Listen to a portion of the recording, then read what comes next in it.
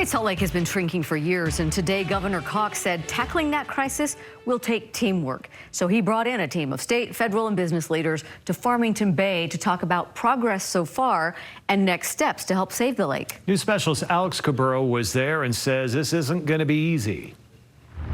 It will definitely be tough, but Utah's governor says that the state can't ignore the challenges facing the Great Salt Lake, which is why he gathered federal, state, and even business leaders here at Farmington Bay to talk about those issues to try and keep them front and center. The governor says saving the Great Salt Lake is going to take decades. However, he says it can be done. Already, because of legislation passed over the past 3 years, the governor says about 200,000 acre-feet of water is already coming into the lake that wouldn't have otherwise. That's roughly the same size as 200,000 football fields a foot deep with water. Now, he admits a lot more needs to be done, and millions of dollars have already been committed to programs to try and incentivize people, businesses, and even farmers to not only use less water, but to use water more wisely.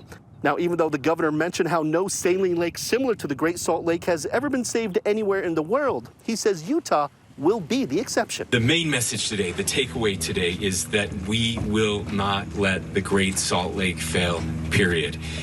The Great Salt Lake is part of who we are. It's a course part of our economy, and that matters. It's part of our geography, which is truly important, but it's more than that. It's the namesake of our capital city. Right now, Great Salt Lake water levels are at about 4191 feet. Today's group says a healthy level would be at about 4198 feet, which is another 7 feet of water, which the governor says the goal is to get there by 2034, just in time for the world to come to Salt Lake for the 2034 Winter Olympics. We'll have plenty more on what was discussed during today's meeting on our website version of the story, KSLTV.com. At Farmington Bay, Alex Cabrera, KSL 5 News.